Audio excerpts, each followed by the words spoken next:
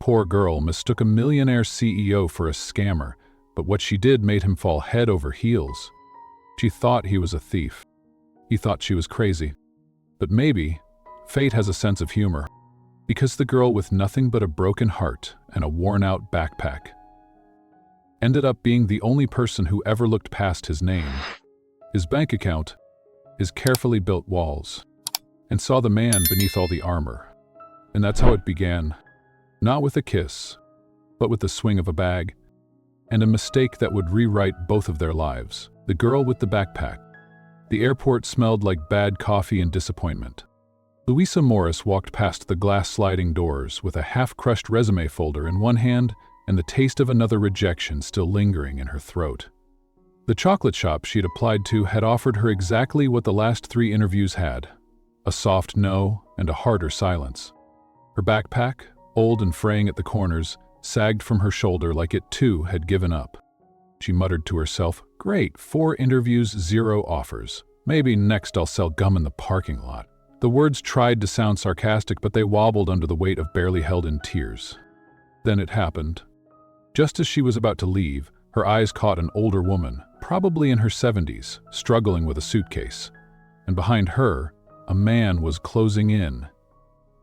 Tan blazer, sunglasses indoors, a calm smile she didn't trust. She didn't think, she just moved. "Hey, let go of her, you crook." The backpack swung hard, a blur of motion and panic. It hit the man squarely in the back. He stumbled, groaned, cursed, and the suitcase fell, revealing nothing but spilled cookies and a very confused old lady. The man turned around, sunglasses now crooked, wincing in pain. "What the hell is wrong with you?" Louisa was still panting, clutching her bag like a shield. "You were going to rob her." "I was going to help her," he said slowly, like she was the one with the problem. "And now my ribs have trauma." The old woman blinked. "He was just being nice, dear."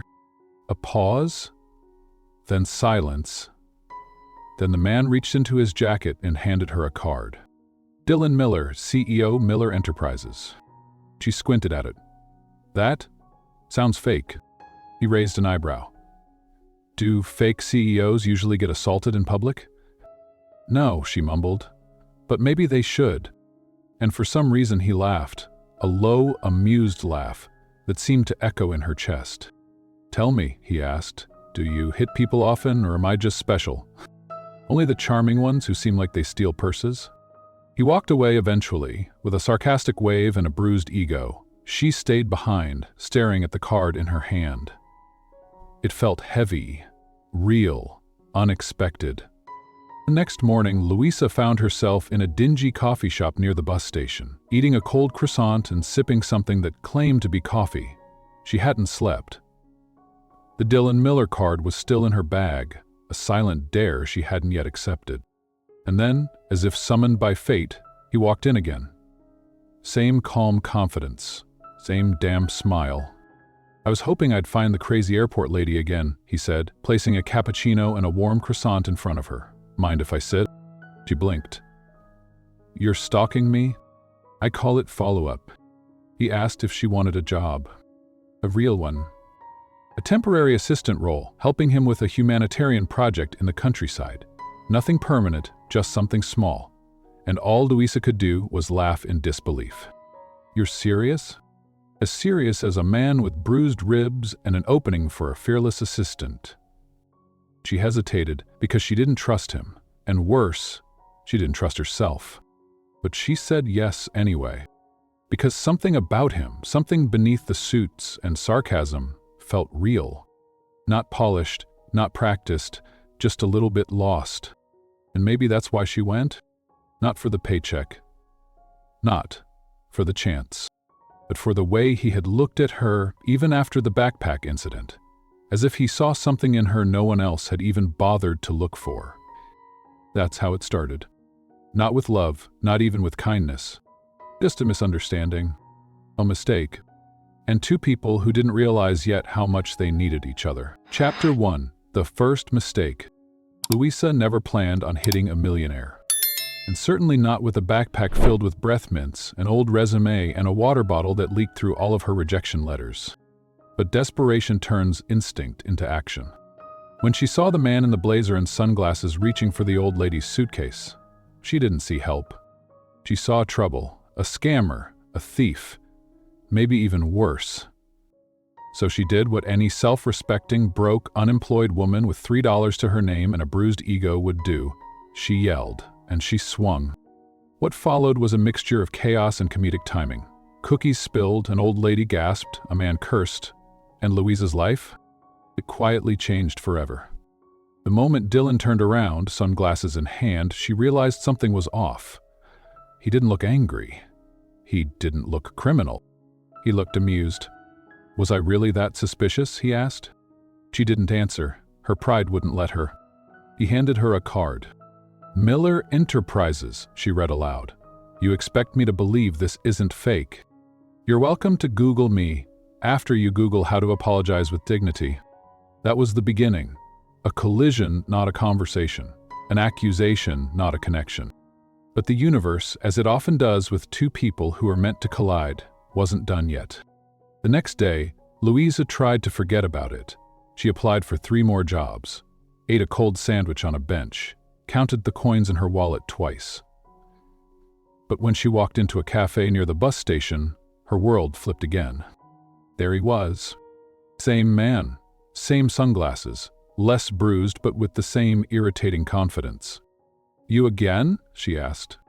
He smiled, held up a peace offering, a hot croissant and decent coffee. "Actually, I came for caffeine, but finding you again feels like fate, or karma." She didn't know whether to be amused or worried. He sat down and said, "I need a temporary secretary, and I think you're perfect."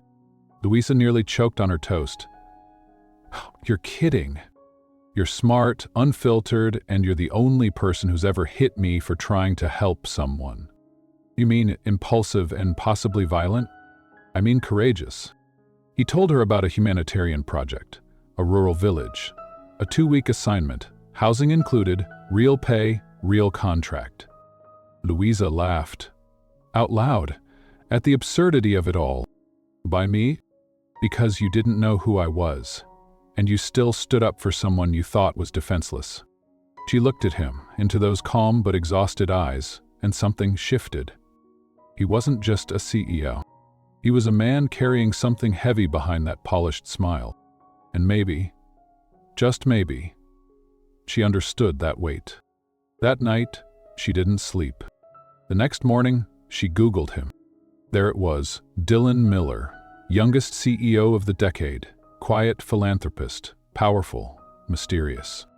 She reread the article 3 times, hands shaking. Then she walked into the cafe again, half hoping he'd show up. And he did. Coffee in hand, smile in place. And this time, she said yes. "Yes, but only if you promise I won't wake up in a warehouse somewhere." He laughed. "No warehouses, just a village, a school, and maybe something you weren't expecting."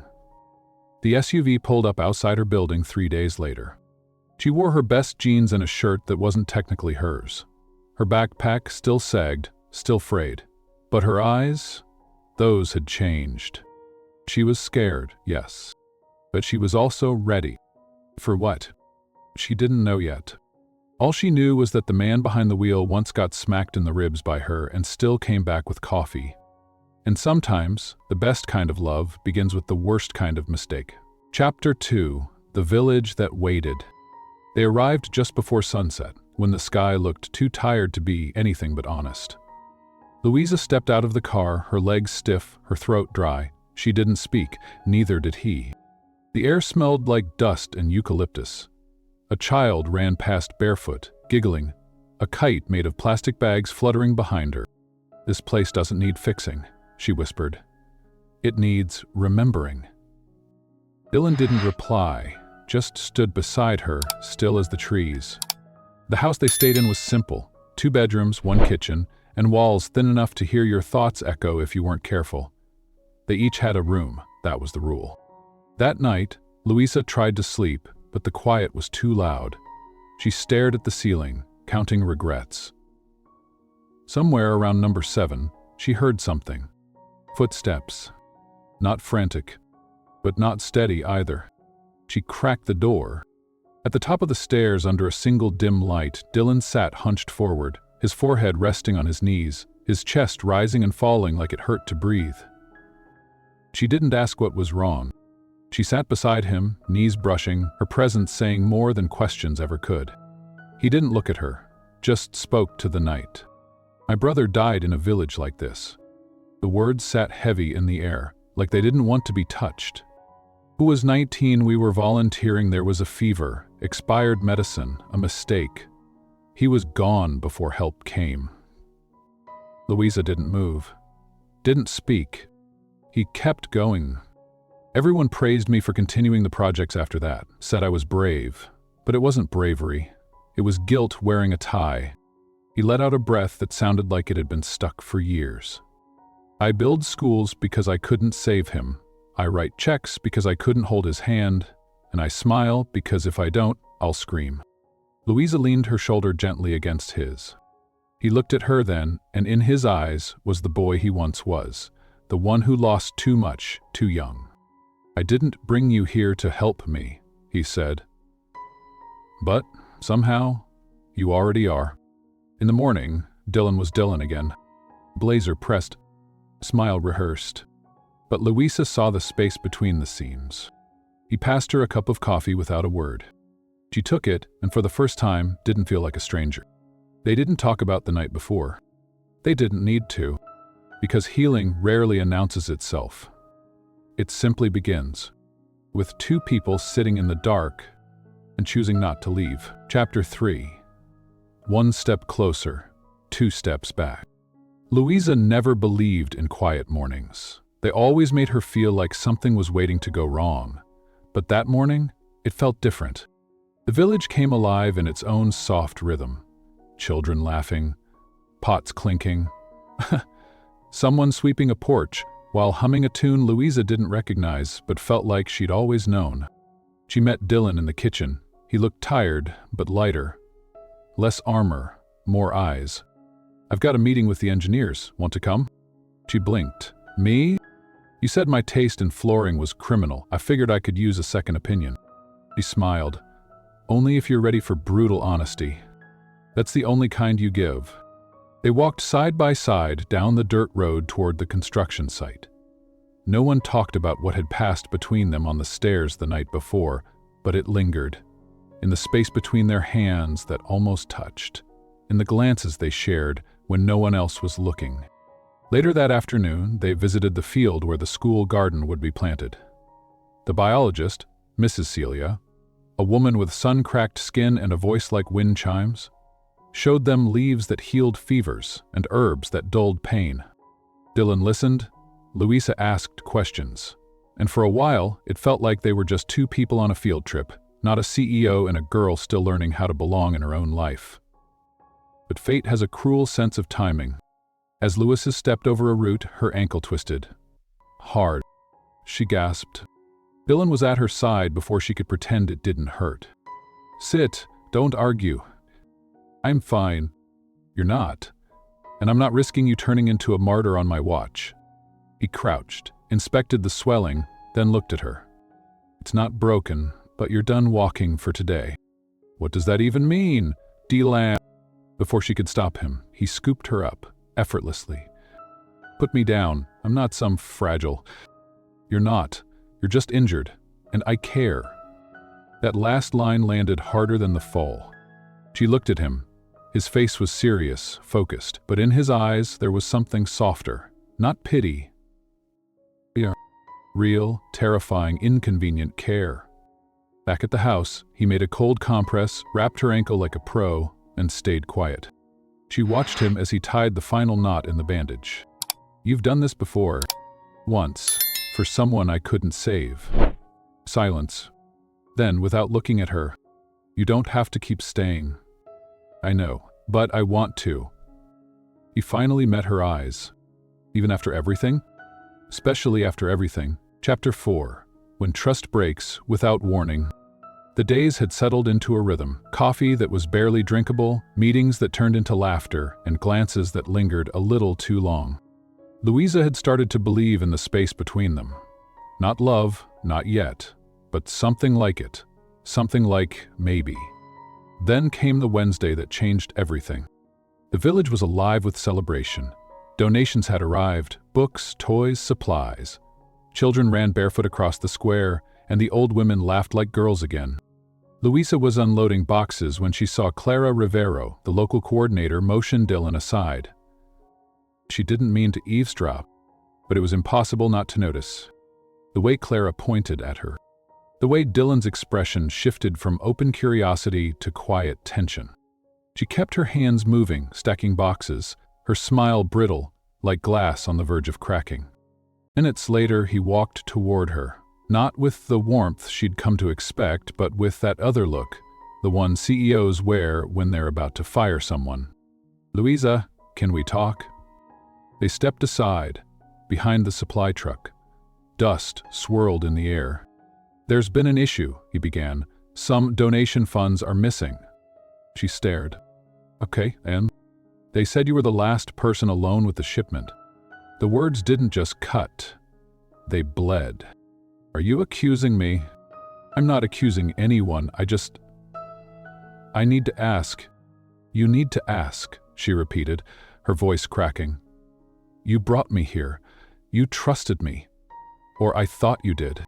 I'm trying to be responsible." "No, you're trying to save your image." She didn't wait for a reply. She walked, fast, furious, heartbroken. The dirt road back into town felt longer than ever. She clutched her backpack like it was the only thing that still belonged to her. That night she found a cheap room and silence. Her phone buzzed. She didn't answer. She couldn't. Somewhere back in the village, Dylan wasn't sleeping either. Because the moment she walked away, something inside him fractured. And somewhere in that fracture, a voice whispered, "You were wrong." Chapter 5. The moment the truth comes too late. The village didn't feel the same without her. Dylan could walk its paths, shake hands, smile at children, but everything felt muted, off-key, like music played on an untuned piano. He tried to pretend, but his guilt refused to let him. By the second morning, Dylan sat alone in the meeting hut, staring at the donation records. Clara's name appeared again and again, in transfers, approvals, signatures, and then it clicked. He pulled footage from the cheap camera that overlooked the donation zone. Grainy, slow, but enough. Clara, pocketing envelopes, redirecting shipments, and Louisa never touching anything that wasn't hers. He felt sick, not just from what had happened, but from what he had allowed, what he had doubted. 2 days later, he found her in a diner that smelled like yesterday's coffee and burnt hope. She was hunched over a napkin, doodling sunflowers in blue ink. He didn't speak right away. She didn't look up. "Here to accuse me of stealing sugar, too?" she said flatly. He slid into the booth across from her like someone stepping onto thin ice. "I came to apologize." She finally looked at him. He wished she hadn't. Her eyes held disappointment far deeper than anger. "Clara was behind it," he said. "I found proof. She's been embezzling for months." Louisa didn't flinch. She just kept tracing her napkin. "Did you figure that out on your own, or did someone have to hold your hand through it?" "I was late. I know. I have no excuse." Silence. I wanted you to know it was a mistake. A terrible one. And I'm sorry." She sighed, long and low. "So what now?" she asked. "You want me to come back and be your assistant again?" "No," Dylan whispered. "I want you to come back. Because I miss you." Louisa blinked, then stared at him. "The girl with the backpack? The one who almost broke your ribs? The one who made me laugh, who made me see, who trusted me before I ever deserved it." She bit her lip. He reached into his coat and slid something across the table. A folded map. "It's a new project. In the mountains. Remote, tough, important." She unfolded the paper slowly. "What is this?" "A chance to build something real, with you beside me." "And what's my job title this time?" "Partner. In the project, in the chaos, in everything." Louisa sat back, silent. The napkin with the flour was still in her hand. She folded it carefully, slipped it in her pocket, and looked him in the eye. Echoed. I'll come, but not because of the project, not because of the man. And why? Because I'm tired of being afraid to believe. The next morning they drove north, back toward mountains, back toward the place where it all began. And though the road was unfamiliar, what waited at the end felt like something she already knew by heart. Chapter 6. A place called almost home. The mountains didn't greet them with sunshine. They came cloaked in gray, misty clouds, soft like memory, heavy like secrets. Dylan parked the car at the edge of the village. The same dirt road, the same hand-painted signs, the same kids with shoes too big and smiles too wide. Louisa stepped out first. Her eyes scanned the horizon. Not for danger, but for something harder to name. Peace, maybe. Forgiveness. Or the version of herself she left behind. Smells like wild mint and unfinished business, she muttered.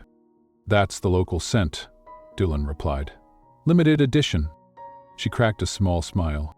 They stayed in a wooden house that looked like it was built from old promises and borrowed courage. 2 rooms, 1 coffee pot, 1 creaky porch that looked out over the hills. That night, neither of them talked much, not because there was nothing to say, but because they'd already said the most important things with actions. The days moved slowly, measured not in meetings but in moments. Louisa helped lay the first bricks of the new school. Dylan organized supply routes but made time to chase soccer balls and tell bedtime stories in broken Spanish. They cooked together, burnt rice, shared tea. She taught him how to fold laundry like a grown-up. He taught her how to speak to donors like she belonged in every room. And in the quiet in-between, something shifted. On the 3rd night, as rain tapped against the roof like an old lullaby, Louisa stood at the kitchen window. Dylan walked in behind her. He didn't speak. He just stood there, breathing the same still air. I think I could live here, she whispered. Not forever, but for a while. Why? He asked. 'Cause here, I don't feel like I'm chasing anything. I'm just being. He stepped closer. She didn't move away. Do you think we'd be different people if we'd met here first? She asked. No, he replied. I think we'd still be us, but maybe we would have started with a kiss instead of a backpack to the ribs. She laughed, quiet, full of rain and relief. You still think about that moment? Every day. That night they sat on the porch, wrapped in a shared blanket. The sky had cleared, revealing stars that didn't care who they were or what they'd done. Louisa? I used to think love was about control, about making sure nothing falls apart. She turned to look at him. And now? Now, I think, it's about showing up, even when you don't know how it ends.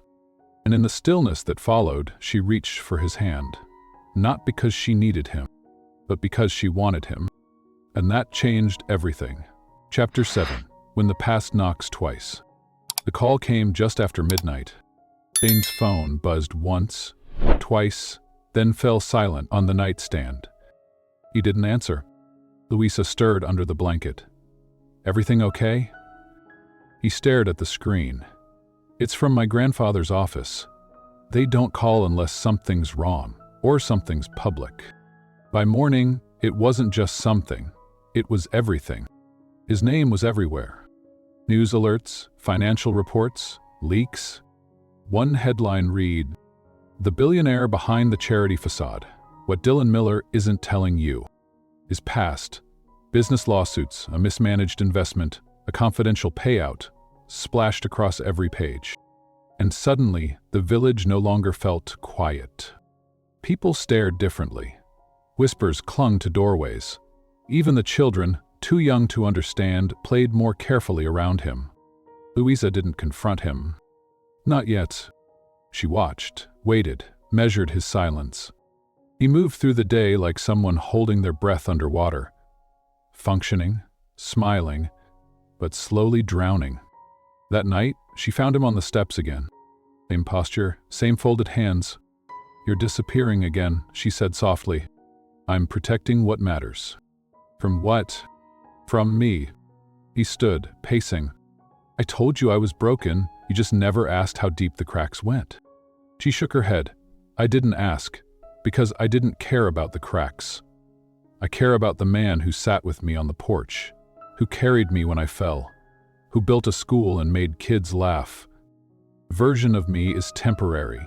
This, he gestured at the phone, this is permanent. No, she said quietly. This is past. He didn't answer. She turned away. If you walk away now, she whispered, just know that it's not the scandal that's ruining us, it's your silence. By the next morning, he was gone. No note, no goodbye, just a cold coffee cup on the counter. Louisa stood in the doorway, numb. He had left, like he always feared she would. Quietly, completely, without a fight. And somehow, that hurt more than any lie ever could. 2 days passed, then 3. On the 4th, she packed her things. Not to leave, but to follow. Not because she needed him, but because someone had to remind him that walking away doesn't make the storm go away. Sometimes, the only way out is walking through it with someone who won't let go. Chapter 8. Find me where I fell. It took her hours to find the road. It's the same one they'd once driven with nervous jokes and awkward music. Now it felt different, heavier, older, like it remembered more than it ever said. She passed the kites tangled in trees, the pharmacy window where he'd first taught a boy how to pronounce antibiotic, the steps where he once sat with his head in his hands, trembling. And then, just as the sun broke across the hill, she saw him, alone, on the porch of the unfinished school.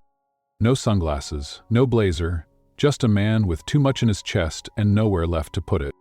He didn't stand when she approached. He didn't have to. So, this is where you disappear to, she said, voice trembling. No, this is where I remember who I wanted to be. Silence stretched between them like a thread that could break at any second. You should have told me. I was afraid. Of what? It would leave if you saw the whole truth. Louisa stepped closer. We only lose what we let go, and I didn't come here to leave. He looked at her then, like she was sunlight and forgiveness all at once. I still want you in this, he said, even when everything's broken. She took a shaky breath. Then stop running.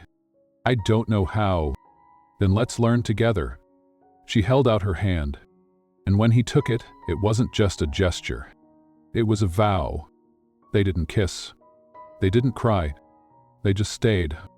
On that porch, in the quiet, in the mess. Because sometimes healing doesn't come with fireworks. It comes with someone choosing not to leave, no matter how many reasons you give them. Chapter 9.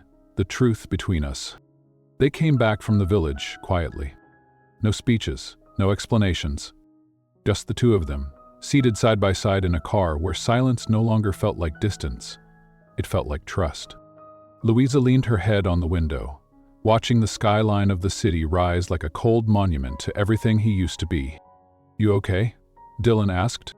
I will be. Are you? He gave a small, tired smile. Ask me again when this is behind us. But the city didn't wait. The moment they stepped into the building, it hit. Reporters, flashbulbs, board meetings, whispers. Dylan faced it with the kind of stillness only someone deeply shaken could carry. But Louisa, she stood beside him, not as a secretary, not as a background character, but as his equal. The first board meeting was brutal. Questions about financial transparency, about his past decisions, about that girl beside him. Louisa didn't flinch. She stood when others didn't. Spoke when silence felt safer. We can't undo the past, she said, voice clear. But we can build from it. Not just buildings. Trust. Integrity. Real things that matter more than PR campaigns. The room went still. And for the first time, Dylan didn't speak for her. Because she didn't need him to. Later, in the elevator, she leaned back and let out a shaky breath. Did I sound like I knew what I was talking about? You sounded like you belonged, he replied, staring at her like she was the last safe thing in the world. That night, she stood on the balcony of her apartment. The air was cold, the lights below buzzed softly. Dylan stepped out behind her, 2 mugs in hand. He didn't speak for a long time. Then, "You saved me again." "Don't make a habit of needing saving," she teased gently. Too late. He reached into his pocket and pulled out a folded piece of paper. "What's this?" "A plan. A new project. A clean one. Yours and mine." She unfolded it. Blueprints for a community hub, drawn in soft pencil, with small hearts in the margins. She looked up at him. "Are you proposing a building?" "I'm proposing a life." They didn't kiss then either. Just stood there, shoulder to shoulder, blueprint between them. Because sometimes love isn't loud. It's paper-thin and deeply rooted. The truth between 2 people who finally stopped running. From the past, from themselves, from each other. Chapter 10. A place called home. They didn't plan a wedding. They'd planned a return. To the village, to the porch, to the place where the dust had once clung to their shoes and clarity had settled into their bones. This time, Louisa didn't pack resumes, she packed diapers. Her daughter, Clara, was born where it had all begun. Where a girl once mistook a CEO for a scammer. Where a man learned that leadership wasn't about power, but presence. Dylan stood outside the small clinic as Louisa slept inside, the child curled against her chest. The stars above blinked like they remembered every vow not spoken, and every silence that had meant more than words. Mr. Benjamin Miller had made the trip too. The grandfather, the mentor, the man who had once warned Dylan not to trust easily, now holding his granddaughter with trembling hands. "She has your stubborn mouth," he said softly. "And Louisa's brave eyes," Dylan whispered. In the months that followed, the world shifted again. They built slowly. Not just buildings, not just schools, but a rhythm. Wake up, feed the baby. Attend town hall meetings. Fall asleep with Clara between them. Wake up again. Louisa no longer felt like she was proving herself to anyone. She stood in meetings with confidence. She walked with quiet command. She spoke not from textbooks, but from the soil, the mistakes, and the real joy of building something that mattered. And Dylan, he laughed more. He forgot meetings. He remembered birthdays. He cried the first time Clara said "da." Not because she said, but because someone finally needed him for something he didn't have to earn. One day, on a walk through the hills near the village, Clara asleep in a carrier against Dylan's chest, Louisa stopped and turned. "Do you realize we live here now?" "Not officially." "No," she smiled, "but emotionally." "Emotionally," he repeated. "I've been here since the day you hit me with a backpack." She laughed so hard Clara stirred. "What if I never said yes to that job? Then I would have found you anyway, at another cafe, another city, another lifetime." "That sounds romantic." "No," he said seriously. "It sounds inevitable." That night, back on the porch, Dylan read Clara a story while Louisa watched them. And somewhere between the lines of that children's book and the sound of wind through trees, she realized something. She hadn't just found a man. She hadn't just found a purpose. She had found a place called home. The softest place is the one you build together. Sometimes love doesn't come wrapped in candlelight or tied up in perfect timing. Sometimes it walks into your life wearing sunglasses indoors, gets mistaken for a scammer, and still doesn't walk away. Because the truth is, the strongest love stories aren't the loud ones. They're the ones built in silence. Brick by brick. Scar by scar. They're whispered through sleepless nights, scribbled into notebook margins, and sealed not with diamonds, but with trust. Louisa Morris never set out to change a life. She was just a girl who acted on instinct, believed in doing the right thing, even if she got it wrong. And Dylan Miller? He wasn't looking to be saved, but he was waiting to be seen. And she saw him. Not the money, not the title. She saw the man who still carried grief in his ribs. The man who couldn't save his brother but was trying every day to save someone. They didn't promise forever. They just chose each other every single time life gave them a reason not to. And maybe that's what love really is. Not perfection, but persistence. If you've ever been mistaken, if you've ever had to fight to be believed, If you've ever doubted your worth because someone else couldn't see it, then this story was always yours. Because you are not invisible, you are not too late, you are not the mistake, you are the moment someone remembers forever. Tell us in the comments, have you ever had a love that surprised you? A moment where everything changed, not with a kiss, but with a choice? We'd love to hear your story. And if you believe love can still grow in unexpected places,